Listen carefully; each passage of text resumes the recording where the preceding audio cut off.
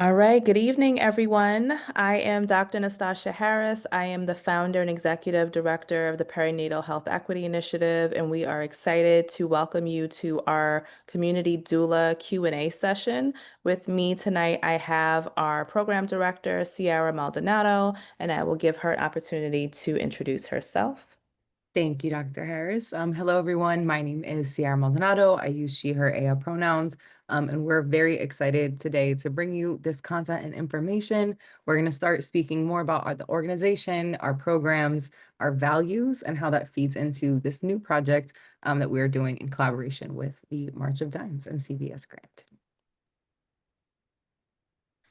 Awesome. So, welcome to the movement. This is our team.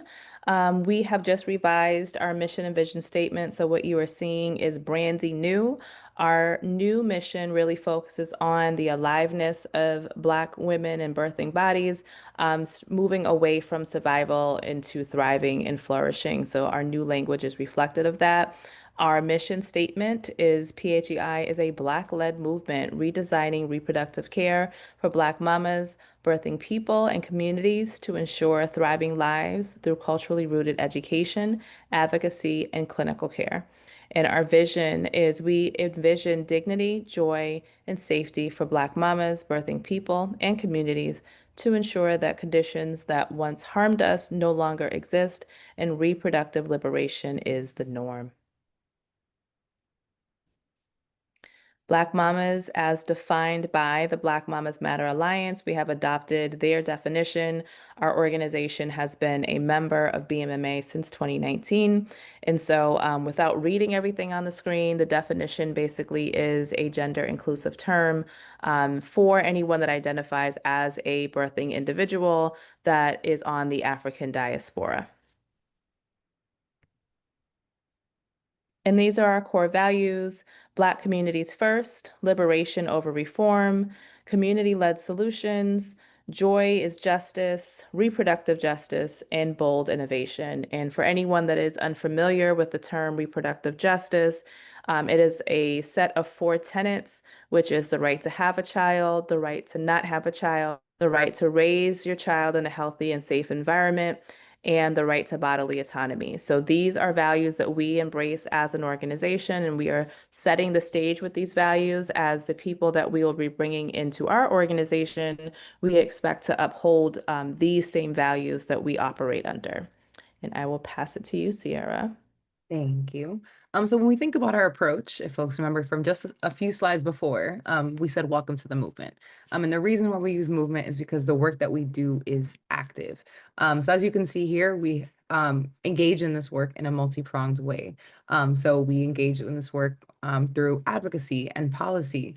We engage with this work through education, education with community, in community, with providers amongst our team. Community engagement, which as kind of listed before already, is a core and central value to our work. We really believe and operate on the daily that the work that we're doing is by, for, and with community, right? So without the mamas that we're serving, without their perspective, without that measured impact, the work that we do is not the work that we do.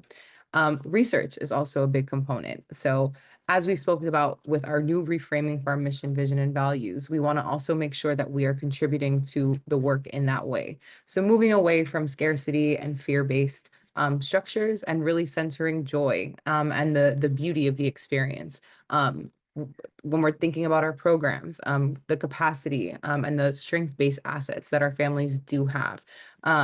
We think about collaboration. And of course, and certainly not least, direct clinical support. So breastfeeding and clinical lactation support is core to not only the work that we do, but also the creation of our organization. Shout out to you, Dr. Harris. But also when we're thinking about clinical supports, we also have a lot of work in the space of preeclampsia prevention. And this approach is all done and rooted in reproductive justice through an anti-racist lens. It's community-centered, and the work that we're doing is evidence-based and informed. So when we look at our solutions, we have to shout out our programs. Starting off first, we have our flagship signature Mamas in Bloom program, which is our wraparound services program. Ideally, we're working with folks as early as preconception. So for folks who are trying to get into a family planning space, examine what resources are available to them as they're getting ready to start their family. We work with mamas as early as that. Typically, when we're looking at our referrals, we do get mamas when they are pregnant. And we're working with that mama and their family support person all the way up until 6 months postpartum. But it is not a hard stop because we do have our mama support led group called Sisters Who Breastfeed. So we've talked about a lot about clinical support, breastfeeding support. And if you're a mama who elects to breastfeed, you are smoothly transitioned into that community of warmth and support where there are a group of beautiful mamas, all in different levels of their breastfeeding experience and journey, who are there to welcome and support you. We also have our CUFIT program. So we talked about preeclampsia prevention. So we at PHEI believe an action that every mama who is a member of our programs not only receives a blood pressure cuff, but that they also receive the education to accompany it as to why that's important, how to take and measure their blood pressure, and they're connected again to our clinical support staff as well. We also have Dope Mamas, which is in collaboration with Therapy for Black Moms and spearhead and led by Barbara McNeil.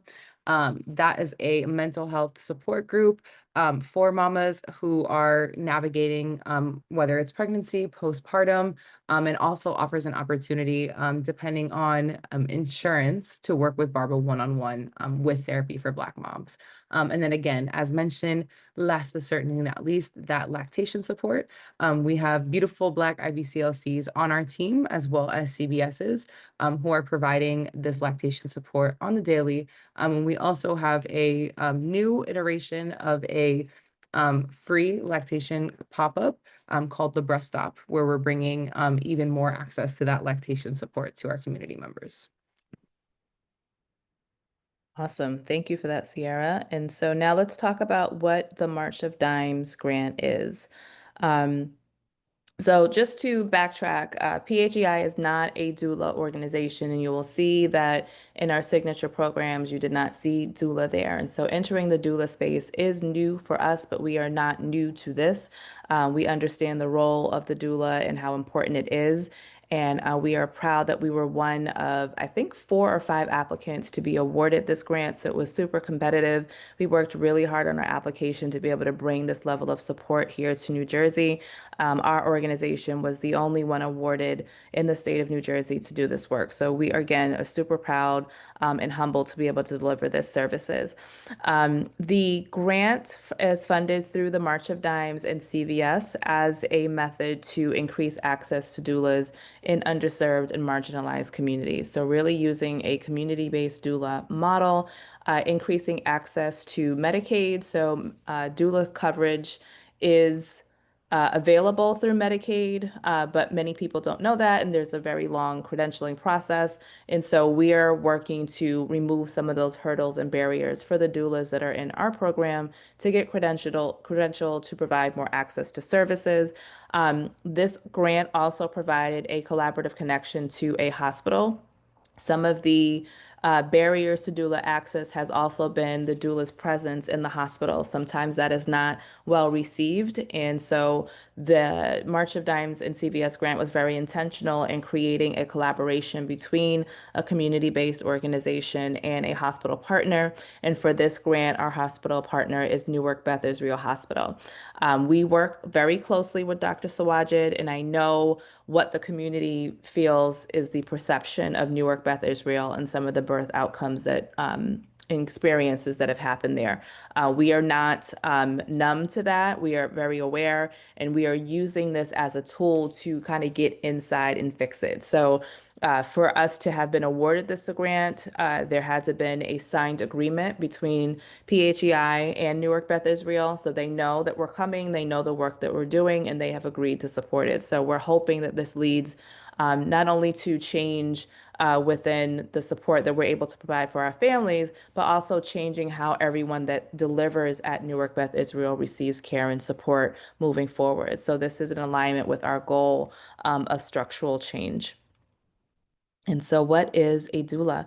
A part of the grant was also to create awareness of what a doula is, as there is still not a full understanding by everyone about what a doula is and why it's important to have one. A doula is essentially an advocate. The person or the word itself means servant, and basically, a doula is a support person for an individual as they go through the pregnancy, birth, and postpartum process. There are various types of doulas.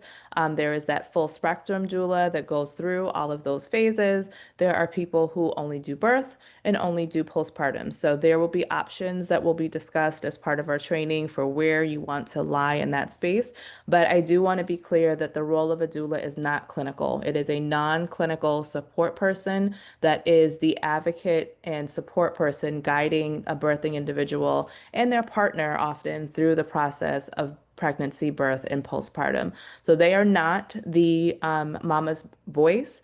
They are helping her to amplify her voice and make sure that her wishes are understood and expressed, that she's getting the time and attention that she needs. But by no means is the doula speaking on behalf of the mom. The mom's voice is always centered. The doula's role is amplification there. I do again want to make a distinction that this is a non-clinical role. So a doula and a midwife are not the same. Their jobs are very different. A midwife's role is clinical and they do the birth of the baby. So they are providing clinical care for the mom. So going through the pregnancy and doing her exams and assessments, all of that is the role of the midwife, including the birth itself. Midwives attend births and do deliveries. A doula is in the room supporting the mom while that doula or while that delivery is happening, but by no means should a doula be delivering a baby. That is not within scope.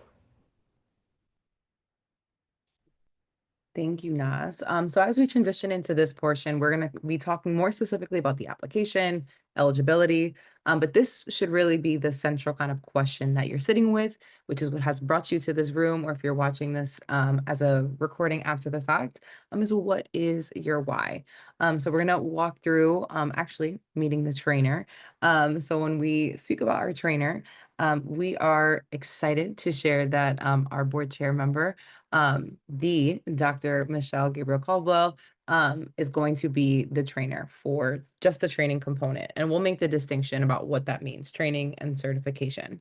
But Michelle's the owner of Baby Please Birth Services Agency, LLC, and serves all of these states with 10 doulas on her team.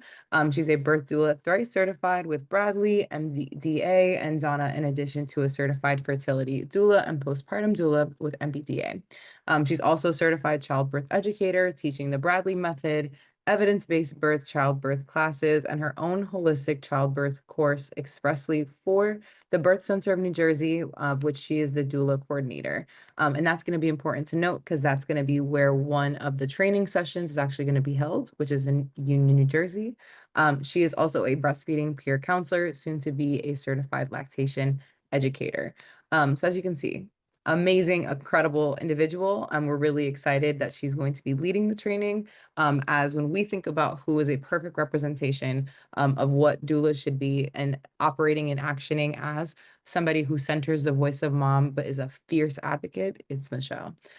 So when we're thinking about what we bring in addition to our heavy hitter, in addition to the training itself, the accreditation and membership with the National Black Doula Association is included. And as you can see here, it's the 3-day in-person training, right? Taking place in East Orange and Union on that Saturday. Support to achieve Medicaid credentials, mentorship, business development, access to clients for certification, breastfeeding education, preeclampsia and blood pressure training, as well as employment opportunities. And we really hope that this is something that brings excitement to you. Oftentimes, when we're thinking about existing doula trainings and certifications, they tend to only focus on just the content, but we want to make sure that through this program and folks who are ready and able and willing to dedicate themselves to this timeline, that they are receiving a holistic and well-rounded model as to how they can not only be a strong doula, right, and support for that mama, but also that they can be their own entrepreneur, right, that you feel comfortable in the business aspect, and that you can also get paid. So there's going to be multiple kind of points to drive that in accessing capacity building trainings, as well as mentorship throughout the program. So the training schedule itself, so this is going to be taking place from November 5th to the 8th, and I'm blanking right there. I'll confirm that in a second. But it's going to be taking place that Friday from 9 to 6 p.m. at PHEI, which you can see our location is there. Saturday, 9 to 6 p.m. at the Birth Center of New Jersey, which again, that is in Union, New Jersey, not in East Orange, in Union. And then Sunday, we'll be back at East Orange at PHEI from 9 to 6 p.m. as well. A note here, this is all in person. So there is not going to be a virtual component offered. It is the expectation that folks will be available from 9 to 6 p.m. in person and able to engage with the material.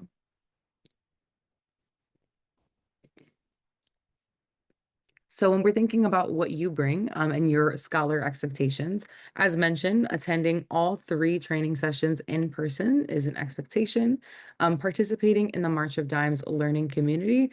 So as we mentioned, this is in collaboration with March of Dimes and the CVS grant. But in addition to all of the continued education you'll be receiving from our team, as well as Michelle, there will also be opportunity for professional development through that learning community. So they've also curated a whole kind of set list of content that you'll be able to further engage with. But that is a requirement, is participating in those sessions. Attending 4 births for certification. There's not necessarily a timeline on that. That said, the more you quote unquote kind of delay attending said births, that kind of delays the certification process. And in saying that, the distinction here is the 3-day content training does not mean that you are now a doula. To become a certified doula, it's the content that you have to see as well as attending the births and receiving mentorship. That is when you can, once completing that process, be considered a certified doula. Maintaining communication with your assigned mentor. So communicativeness, professionalism, all of these things are going to be central and core to the experience. Embracing our core values and actioning them, practicing with empathy and humility. Dr. Harris gave a great example, right? In how, like, yes, you are a fierce advocate in the room, but your voice is not in place of moms, right? We want to make sure that all that we do, all that we say is to elevate what mom wants, and participating in additional trainings as assigned. So the application process. So for folks who have been eager and have already applied, I love that. For folks who are still processing and may still have some questions, you have some time. So the online application is going to be due by October the 17th at 5 p.m. That is a hard deadline because as you can see, it is a tight turnaround time. So in addition to some of the written kind of checkboxes and prompts, there's also going to be 2 short videos that you're going to be prompted to upload that are going to be approximately 1 minute each. Now, don't freak out. It doesn't have to be exactly 1 minute flat. If you go a little bit over, a little bit under, that is fine, but please do keep it to approximately 1 minute each. Think of it as an elevator pitch, as if you were talking to myself or Nastasha about answering these 2 questions here. And again, being authentic and speaking from the heart, and aligning yourself right with the core values and goals that we opened up our session with, are going to give you kind of that best shot at those responses. Once we're able to review these, which is going to be on a rolling basis, you would then potentially be invited to an interview. These will also be ongoing and completed by October 24th. And then the notification about whether or not you have been accepted into the program will come no later than October the 24th at 5 p.m. So the selection criteria. So we put this out in our call to action, but we did just want to again lead with this that we are looking and have a priority for applicants who reside in Newark, Orange, East Orange, and Irvington. And this is based off of community need, also based off of the clients that we as PHE are currently serving. And then also we're looking at language capacity, right? So for applicants who speak Haitian Creole, you are strongly, strongly encouraged to apply. There is a large Haitian Creole speaking population in Essex and Union counties, and a clear gap in the support that they're receiving. So in addition to being able to provide that mama-centered, empathetic support, we also want to, if able, provide the opportunity for that mama or mamas or community members to receive that care in their preferred language. When we look at eligibility specifically, right? So just making sure in those video and written prompts that you're demonstrating a strong why and commitment to serving families, your ability to attend births, including on short notice, since we can never predict when baby's ready, and completing the certification requirements. Now, as a reminder, again, the scope of a doula is non-clinical. So whether somebody has experience in a clinical space or not, is not going to plus or minus you, right? We really want to make sure it's really the why that's bringing you to this space, and that's what's going to set your application apart. And then again, a note on the application videos, right? This is your time to breathe life into your application, right? So be comfortable, be authentic, speak your truth. Don't worry about getting crazy with the video editing, right? Literally just have it be kind of an elevator pitch. We want to hear you. And then professional attire would be recommended. It's not necessarily required, but as if you were coming into a space and doing an elevator pitch. Timeline. There is a date. I told you I was coming. So when we look at applications, as mentioned, they are due the 17th by 5 p.m. Interviews will be ongoing through the 24th with that notification by 5 p.m. on the 24th. And those training dates, if accepted into the program, will be taking place from November 7th to 9th. So there's that Friday to Sunday, again, that full 9 a.m. to 6 p.m. block, and that is in person.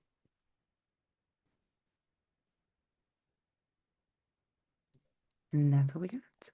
So that concludes our presentation. I want to thank everyone for their time and attention tonight. We did receive some questions in the chat, and what we will do as a follow-up to this is provide written responses to those questions. They'll be available on our YouTube channel. Once this recording goes live, we will send an email to everyone with the link. So if you missed something in the presentation, no worries, it'll be available to you. If there aren't any questions that you have in this moment, but you want to ask later, our contact information is below for you to reach out. Of course, we highly, highly recommend following us on social media and subscribing to our newsletters so that you get access to information of what we're doing. We are a growing and budding organization, and so we anticipate there will be new offerings and opportunities in the future if this is not an alignment or the right time for you to join this program. So we still want to be in community with you and keep in touch. So please do so. I want to thank you all for being here in the evening time and being attentive and engaging in the chat. So thank you all so much. And I hope you have a great night.